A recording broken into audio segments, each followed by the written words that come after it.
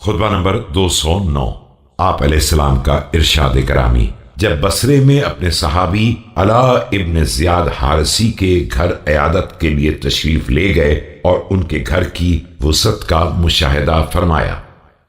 بسم اللہ الرحمن الرحیم۔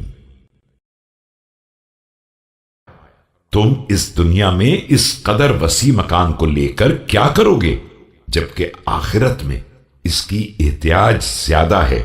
تم اگر چاہو تو اس کے ذریعے آخرت کا سامان کر سکتے ہو کہ اس میں مہمانوں کی ضیافت کرو، قرابت داروں سے صلہ رحم کرو اور موقع و محل کے مطابق حقوق کو ادا کرو کہ اس طرح آخرت کو حاصل کر سکتے ہو۔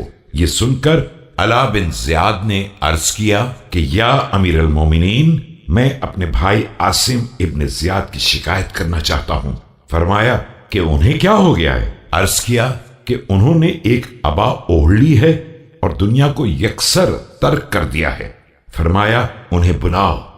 عاصم حاضر ہوئے تو آپ نے فرمایا کہ اے دشمن جاں، تجھے شیطان خبیث نے گرویدہ بنا لیا ہے۔ تجھے اپنے اہل و عیال پر کیوں رحم نہیں آتا ہے؟ کیا تیرا خیال یہ ہے کہ خدا نے پاکیزہ چیزوں کو حلال تو کیا ہے لیکن وہ ان کے استعمال کو ناپسند کرتا ہے؟ تو خدا کی بارگاہ میں اس سے زیادہ پست ہے۔ عاصم نے عرض کیا کہ یا امیر المومنین، آپ بھی تو کھردرا لباس اور معمولی کھانے پر گزارا کر رہے ہیں۔